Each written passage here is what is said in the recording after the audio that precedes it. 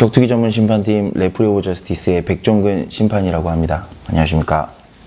이렇게 인터뷰로 인사를 드리게 된 이유는 12월 17일에 있었던 문기범, 이민구 타이틀전과 패더급 타이틀전과 그 다음에 노재길, 그 다음에 모리키 카즈유키 선수의 타이틀전에 대한 판정, 이의제기에 대한 점수의 분석을 설명을 드리기 위해서 이렇게 영상을 찍게 됐습니다.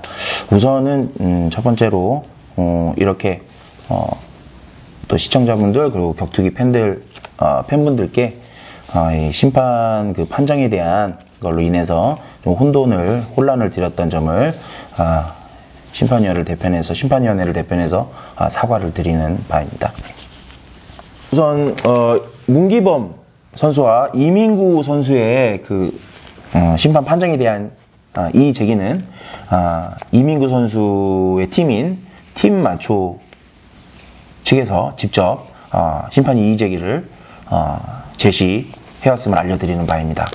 우선 기본적으로 채점제의 전체적인 방식은 어떤 대회들과는 좀 틀리게 라운드별로 해서 라운드 승리 선수를 가리는 게 아니라 저희는 원포인트제를 기준으로 해서 포인트를 체크를 해서 총 1, 2, 3라운드 총 라운드에 포인트를 합산을 해서 승부를 가리는 판정을 하게 됩니다. 그래서 이번 경기 같은 경우에도 마지막 3라운드 때 많은 포인트를 땄던 이민구 선수가 좀 어떤 그런 승리를 가져갔던 게 아니냐, 이런 말씀들이 많이 있었는데, 우선은 그 부분에 대해서 총 경기는 합산제였다라는 걸 먼저 말씀을 드리고 싶고, 그 다음에 그러면 그 점수를 유효 포인트를 체크하게 되는 어떤 그런 요인은 무엇이냐에 대해서 또 한 번 더 설명을 해드리도록 하겠습니다. 우선은 그 포인트가 될 수 있는 그 요인은 기본적으로 타격 부분을 말씀을 드리면은, 우선은 펀치와 킥 유효, 저희가 이제 인정하는, 물론 이제 선수들 룰 미팅 때 다들 이제 룰 가이드를 드리고 그 룰 가이드를 기본적으로 보고 설명을 드리는데, 이제 그걸 통해서 이제 말씀을 드리자면, 유효 타격 부위, 예를 들면은 뭐 앞면, 그 다음에 양쪽 바디, 그 다음에 뭐 로우킥 같은 경우에는 허벅지 안쪽 부분, 바깥쪽 부분을 예를 들어서 그렇게 말씀을 드릴 수가 있는데, 우선은 무조건 그 부분에 펀치나 킥이 닿았다라고 해서 점수를 줄 수 있는 게 아니라 그 선수가 포인트를 획득하기 위해서는 정확한 클린 히트와 동시에 데미지를 줄 수 있는 공격이어야 합니다. 그래서 어떤 흔히 얘기하는 그냥 뭐 좀 속된 말로 짤짤이라고 하기도 하는데, 툭툭 치고 빠지는 듯한 그런 펀치나 아니면 그냥 큰 데미지 없이 주는 킥들에 대해서는 포인트가 체크가 되지 않습니다.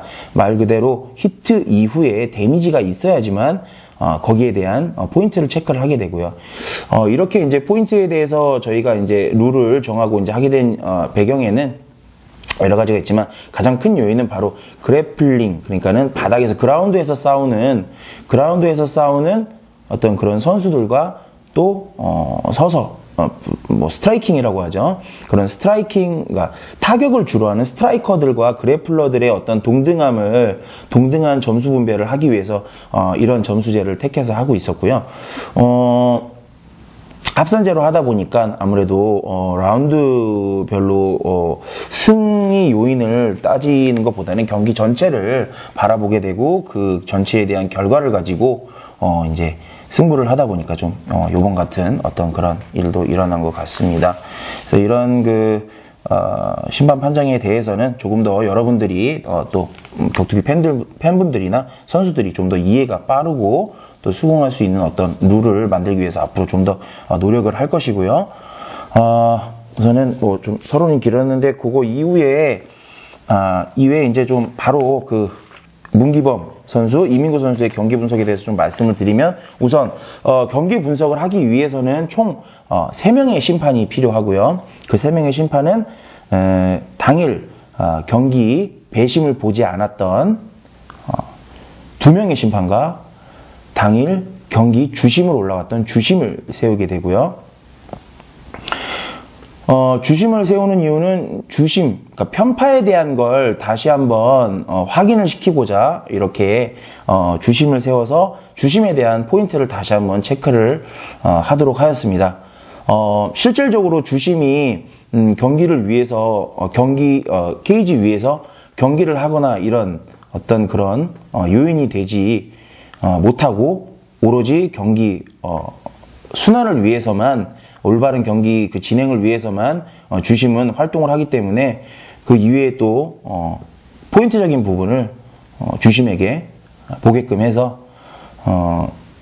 이 경기 분석이 어떤 주심을 본 사람이 배심의 심판의 입장으로서도 어떻게 판단이 될 수 있는지를 따지게 됐고, 제가 좀 말이 자꾸 꼬이고 있는데, 그리고 나머지 2명의 심판들은 배심을 참석하지 않고 오로지 제3자 입장에서 포인트를 체크를 해서 분석을 하도록 했습니다.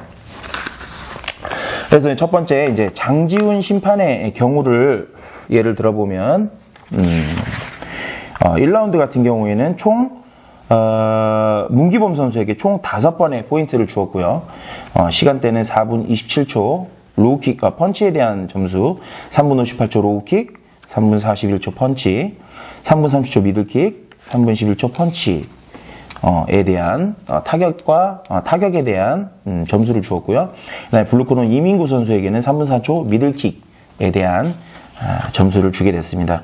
1라운드 경기의 양상은 이제 제가 다시 한번 그 분석을 하면서 봤지만 아무래도 문기범 선수가 조금 더 어그레시브하고 좀 그런 부분들이 있었던 것 같고요. 장지훈 심판은 1라운드에서 레드코너 문기범 선수에게 어그레시브 점수도 1점을 추가로 주어서 총 6대1로 문기범 선수가 1라운드는 승리를 하는 걸로 이렇게 나와 있습니다. 마찬가지 2라운드 때도 4분 40초 미들킥, 4분 18초 펀치, 4분 6초 펀치, 3분 15초 펀치, 2분 46초 펀치, 2분 42초 경기 끝나기, 라운드 종료하기 바로 43초 전에 또 펀치, 어그레시브 1점 해서 문기범 선수에게 총 합계 점수 8점을 주었고, 이민구 선수는 3분 58초 펀치, 3분 23초 펀치, 3분 15초 펀치, 다음에 경기 종료 43초 로우킥, 아마 이건 카운터 로우킥인 것 같습니다. 이제 거기에 대한 점수로 해서 이제 8대4 마찬가지 2라운드도 문기범 선수의 승리로 분석을 했습니다. 3라운드 때는 경기 양상이 완전히 뒤바뀌면서 사실은 이제 이민구 선수의 포인트가 좀 많았는데요. 설명을 해드리면 4분 10초 펀치, 문기범 선수부터 말씀을 드리겠습니다. 4분 10초 펀치, 4분 5초 펀치, 3분 41초 펀치, 3분 20초 펀치, 1분 40초 로우킥에서 점수 5점을 주었고요. 그 다음에 블루코너 이민구 선수에게는 4분 41초 펀치, 4분 10초 펀치, 4분 6초 로우킥, 3분 44초 미들킥, 1분 28초 프런트 킥 혹은 푸시킥이라고 하기도 하죠. 1분 26초 펀치, 1분 23초 펀치, 1분 21초 펀치, 그 다음에 1분 16초는 테이크다운 해서 3라운드 같은 경우 이민구 선수에게 어그레시브 점수를 1점을 더 추가적으로 주었고요. 그래서 이제 총 5대10으로 3라운드는 이민구 선수의 승리로 돌아가게 되었습니다. 근데 아까 말씀드렸다시피 저희 같은 경우에는 이제 라운드 승으로 나누는 게 아니라 이제 총 합산을 해서 그 점수를 가지고 승부를 따지게 되는데요. 총 합산 점수는 문기범 선수가 19점이 됐고 이민구 선수는 총 15점이 됐습니다. 그래서 문기범 선수의 승리라고 분석을 마치게 되었습니다. 그 이외에 김승훈 심판님에 대해서 좀 설명을 드리자면, 분석에 대해서 좀 말씀을 드리자면, 우선 마찬가지로 비슷한 양상의 점수가 나왔는데요.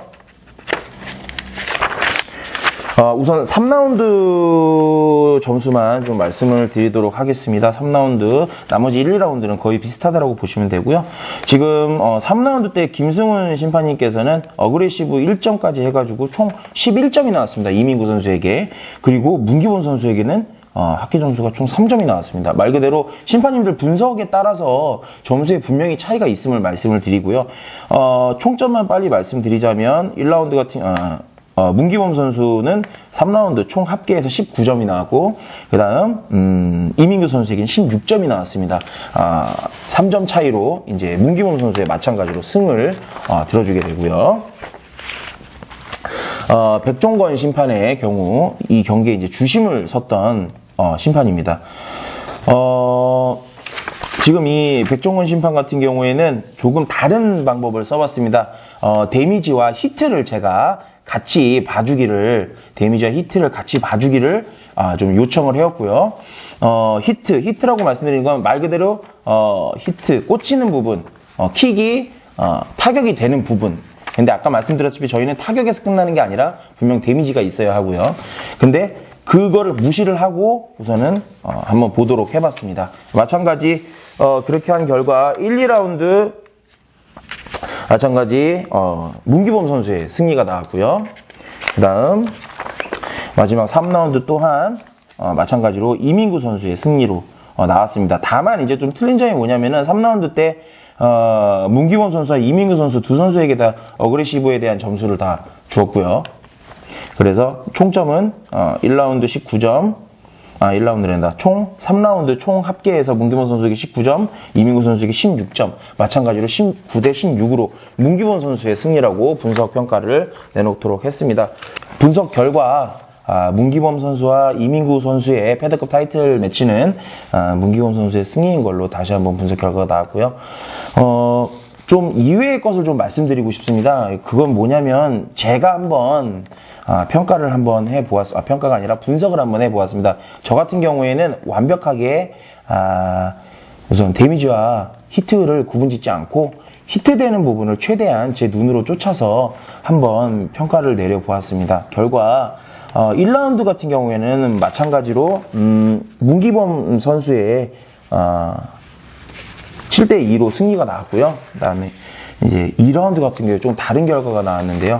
2라운드 같은 경우에는 문기범 선수가 유효 공격이 8점, 유효라고 하면 안 되겠죠. 이거는 그냥 히트된 부분이 8점.